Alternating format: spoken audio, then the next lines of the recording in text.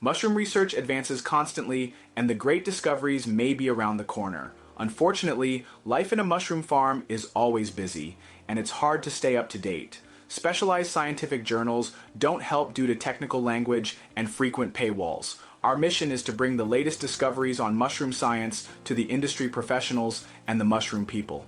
Ladies and gentlemen, please welcome to the new episode of the Mycelium Digest. Welcome to the Deep Dive. This is where we grab a whole bunch of information, maybe research, articles, you name it, and really unpack it. Yeah, we pull out the key stuff, the important insights. Exactly, so you don't have to wade through it all yourself. We try to get you the essentials quick. Cut through the noise, basically. Yeah. Give you what you need to know. And today is, well, it's pretty special, actually. We're kicking off a whole new series. That's right. This is the very first deep dive for the Mycelium Digest. Welcome, everyone. The very first one for the Mycelium Digest. Yeah. So our whole mission with the Mycelium Digest is to, dig into topics that are really important for anyone working with mushrooms, or even if you're just fascinated by fungi. We want to take complex info, like Yeah. you'd find in, say, a dense research paper, and make it easy to understand, maybe even interesting. Hopefully interesting. And for this first one, we're looking at, robotic mushroom harvesting. Getting hands-on, or maybe robot hands-on, you could say. We're basing this on a review paper looking at these automated systems for button mushrooms. Okay, so why robots picking mushrooms? Why now? This paper makes it super clear. Mm-hmm. Demand for button mushrooms is just soaring globally. They're healthy. People love cooking with them. The market's massive. The paper mentioned USD 25 billion back in 2023. There's huge numbers. Yeah. But here's the rub meeting that demand the old way. With people picking by hand, it's getting really difficult. Right. That's the core problem the paper drills down on. Labor. Yeah, big time. And they talk about serious labor shortages, the cost of hiring pickers going up, and the workforce getting older. So relying only on human pickers, it's just not sustainable for a lot of farms anymore. Automation is becoming less of a nice to have and more of a need to have just to keep pace. So our goal here in this deep dive is to really get a handle on automated mushroom harvesting. What's the tech involved? How does it actually stack up against a human picker? What's the potential down the road? And crucially, what are the big roadblocks they're still hitting? Stick around and you'll get a pretty clear picture of where things stand right now and where it seems to be going. Okay, so this is the Mycelium Digest, deep dive number 1. We're really glad you're here. Yeah, welcome aboard. If you happen to be watching on YouTube, please do hit that like button and subscribe to the channel. It really helps. And if you're listening on a podcast app, subscribing is great. And maybe leave us a rating. That helps other mushroom folks find us too. Okay, let's dive in. The paper lays out this fundamental problem driving the automation push. Right, that huge demand hitting the wall of labor issues. Yeah, those shortages and costs the source keeps emphasizing. And, using machines in farming isn't exactly new. Goes way back. Sure, Industrial Revolution stuff. But what's different now, the paper points out, is how fast robotics and especially AI are moving. Ah, the AI angle. Yeah, AI has totally changed the game for things like spotting objects precisely, Yeah. checking quality automatically, things that are vital when you're dealing with something as delicate as a mushroom. And button mushrooms specifically, they're the big one, right? Oh yeah, most popular cultivated type globally. The paper says almost 62% of world production 2022. Wow. And harvesting that massive amount has always been mostly manual work. Traditionally, yes, very labor intensive. Mhm. But research has been looking at automation since, the paper says the early 90s. So it's not a brand new idea. Not at all. But the paper suggests that by 2024, we've seen real significant progress in how these systems are designed, how they work, and how well they perform. Okay, so let's get into the basics. How does one of these robot systems actually pick a mushroom? What are the steps? The paper breaks it down pretty simply. First, the robot's got to see the mushroom, identify it, figure out exactly where it is in 3D space. Okay, step 1, find it. Step 2, guide the robot arm, they call it a manipulator, and the tool on the end effector. The robot hand. Kinda, yeah. Guide that to the specific mushroom. Got it. Find it, reach it. Third step, actually pick it, do the action. Fourth, transport it. Move the picked mushroom somewhere else, like a collection bin or maybe a trimming station. Makes sense. And what's the tech making all that happen? Sounds like a mix of things. It really is. You've got the physical robot parts, the arms, the motors, then the computer vision, the eyes, Right. lots of sensors measuring stuff, and then the control systems, the software, tying it all together telling the robot what to do based on what it sees and senses. Let's break down those physical parts first. Mhm. The robot arm, the manipulator, what kinds are common here? The review mostly talks about two main types, mainly because they fit well with how mushrooms are typically grown, especially on what they call Dutch shelves. Dutch shells, like stacked trays. Basically, yeah. Rectangular horizontal layers stacked up. So the first robot type is Cartesian. Cartesian, like Yeah. a graph, XYZ. Exactly. Think of a gantry crane, or maybe a 3D printer head. It moves in straight lines along those three axes. The paper says they're good for covering a large flat area, like one shelf layer. Okay, covers the shelf well. What's the other type? Articulated arms. The paper specifically mentions SCARA robots. Scara. Yeah, stands for Selective Compliance Assembly Robot Arm. Bit of a mouthful, but think more like a human arm with joints that rotate. Ah, some more flexible movement? Right. The paper notes they can be faster for picking actions, and they're better at reaching outside the shelf area, like getting to a collection bin off to the side or below. So Cartesian for precise coverage on the shelf, Scara for maybe speed and reaching off the shelf. That's a good summary. The paper mentions Cartesian systems used by MyPsionics commercially, and in research like the Champion project, they cover that shelf plane really well. Okay. Then SCARA arms, you see those with companies like Tech Brew Robotics, 4AG Robotics. They offer that flexibility, moving between shelves sometimes, or accessing collection points outside the main growing area. There's even a system from Nanjing Agriculture University using two SCARA arms working together.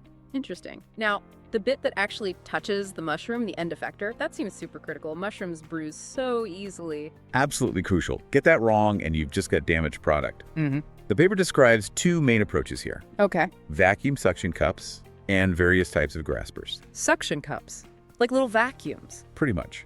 They use negative air pressure, pulling on the mushroom cap from the top to lift it. The paper mentions a really wide range of pressures used, from just 9 kilopascals, which is super gentle, up to 172 kPa. Wow, that's a big range. And graspers. Graspers are more like fingers or maybe tweezers. They physically grab the mushroom, usually from the side. They're designed with multiple contact points to try and spread the pressure out. And the goal is always minimum damage, right? Always. That's the holy grail. The paper highlights this as a huge design challenge.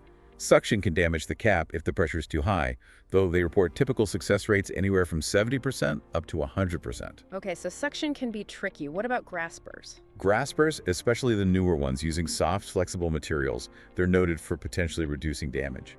They can conform to the mushroom shape a bit better. And they don't need to squeeze as hard. Yeah, exactly. The paper mentions some needing incredibly low gripping forces, like just 1 Newton. Compare that to maybe 18 newtons for some other methods. That's a big difference. Yeah. They talk about designs inspired by human hands, like 3-fingered grippers and simpler 2-finger ones. Using soft stuff like silicone. Yeah, materials like silicone or TPU, that flexible plastic, Oh, yeah. gives them some cushion. MyPsionics uses a 3-finger type. Nanjing Ag University uses a 2-finger one. Dorn Robotics actually uses a combination suction plus 2 fingers. Seems like they're trying everything. But what about mushrooms growing in clumps? Clusters, humans just reach in, but robots. Yeah, that's a major, major challenge the paper points out. I bet. Current end effectors. They're mostly designed for picking one mushroom at a time, sitting there nicely by itself. Which isn't always reality on a mushroom bed. Not at all. Handpicking is still way better at getting into those dense clusters without wrecking the neighbors or digging up the bed. The paper does mention research into adding, like, bending or twisting motions to grippers to try and help, but honestly, it's still a really tough nut to crack. Okay, so let's say the robot does successfully pick one. Where does it go next? The collection system. Right. Usually it gets moved to a cutting station first. Mushroom stems often have soil, so they need to trim. Then it's dropped into some kind of collection point. And the paper says we don't know as much about these parts. Yeah, it notes that compared to the arms and the vision systems, the cutters and collectors get less detailed attention in the research, which is kind of interesting. So where are these collection points? On the shelf itself or somewhere else? Could be either. On-shelf systems might use a rotating platform or little conveyor belts right there on the growing layer. Advantage being. Minimizes how far the mushroom has to travel right after picking. MyPsionics uses a rotating platform like that. Okay. And off the shelf. That means using collectors, maybe vertical chutes or baskets, positioned outside the main shelf structure. The robot arm reaches out to drop the mushroom in. Pros and cons there. On shelf is maybe faster pick to drop, but it's fixed to that layer. Off the shelf potentially reduces the total travel time if the drop point is well placed, and the collector can often serve multiple layers or even be moved between shelf sections. Ah, But moving that collector takes time and energy too. The paper suggests the choice often comes down to how much space there is between the shelves. Tight spaces might favor off-shelf. Some off-shelf systems even do sorting right there. got it. Okay, arm-hand collection. How does the whole robot system get around the farm, or at least along the shelves, the mobile platform? Right. And again, those Dutch shelves really drive the design here, since the mushrooms are on these fixed horizontal layers. The robot needs to move along them. Exactly. So most mobile platforms are actually built into the system. Think carts or trolleys running on rails or tracks fitted onto the shelf structure itself. So the robot rides along the shelf. Pretty much. My Psionics uses that kind of system, and lots of research prototypes do too. They're efficient for covering one specific shelf array. But what about getting between shelf arrays or different levels? That's where the other type comes in.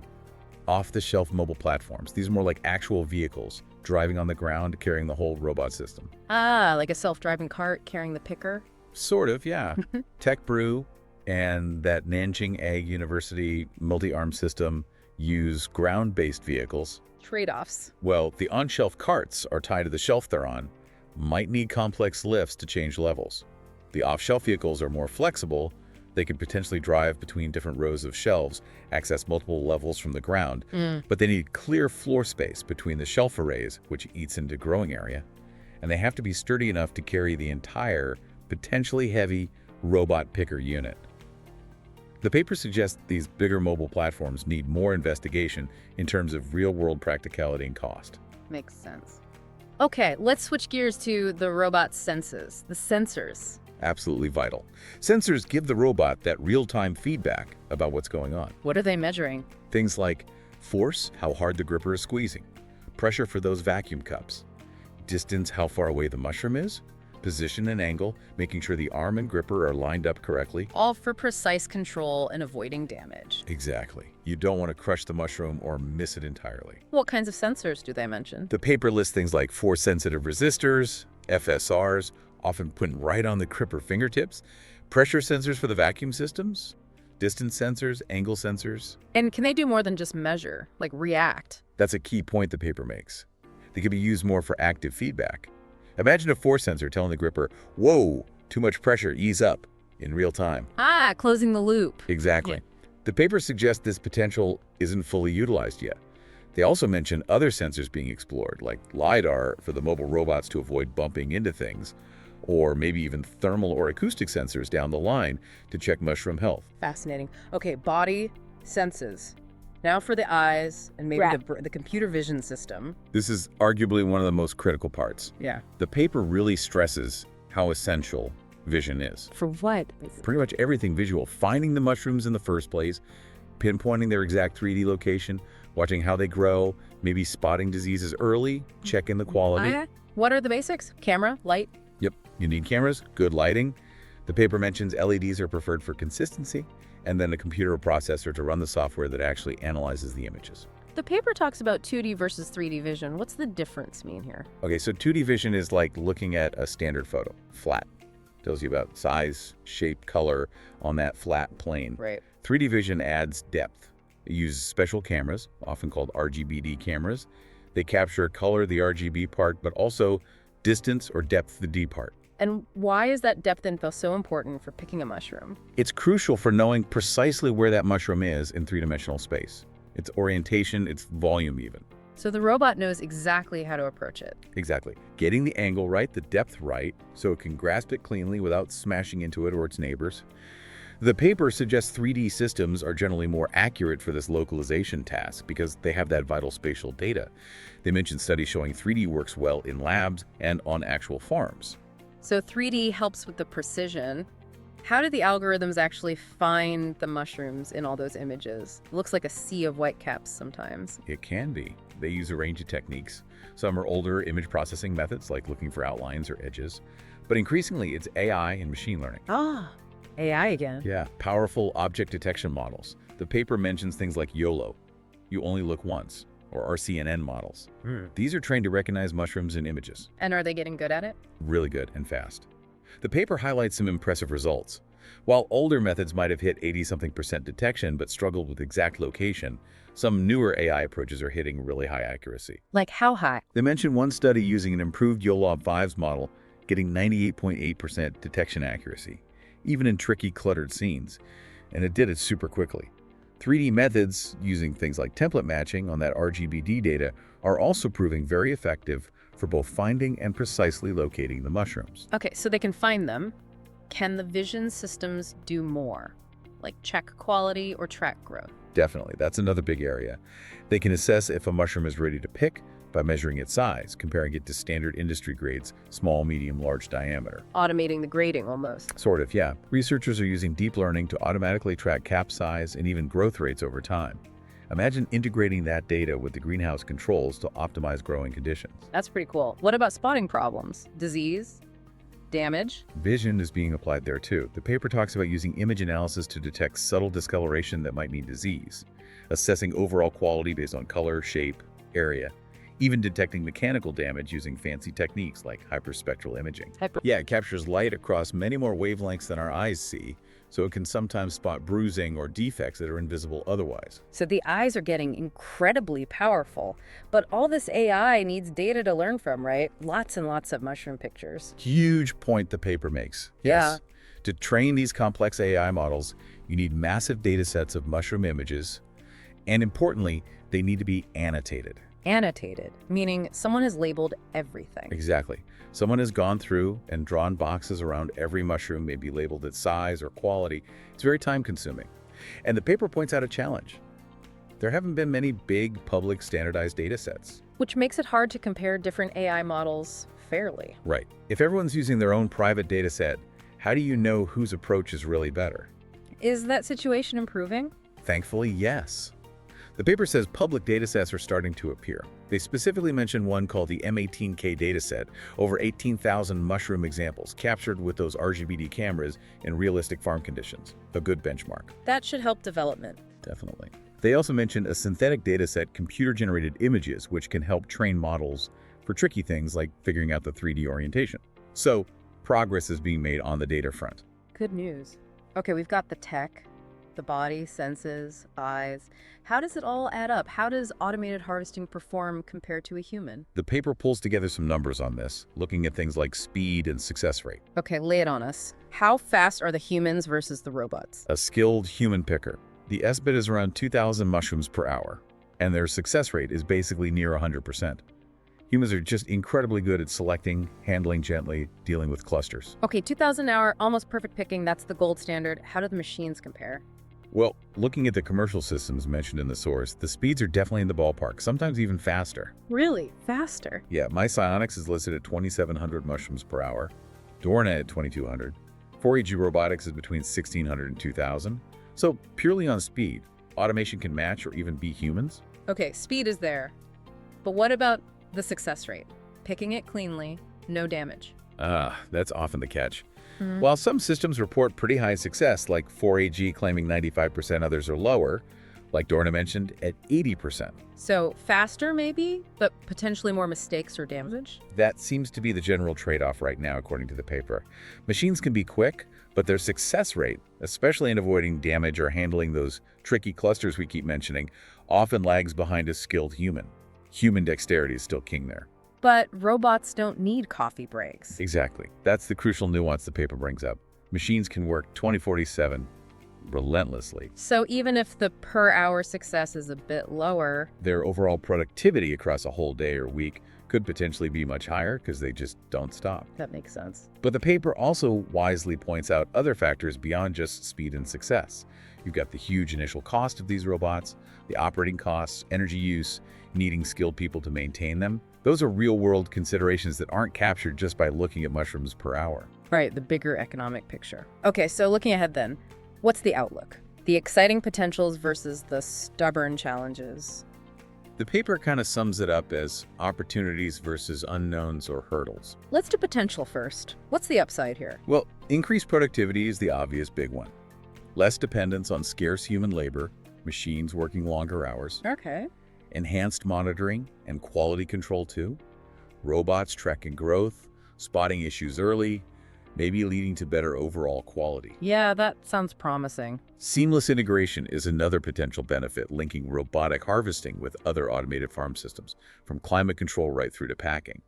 And, of course, continued improvements in computer vision, faster, smarter, more accurate systems, helped by those growing data sets. Lots to be excited about. But what about the flip side? The big roadblocks? Where are things still stuck? The challenge is pretty significant, and the paper doesn't shy away from them. The working environment itself is a major one. Yeah. Most of this tech is tailor-made for those standard Dutch shelves.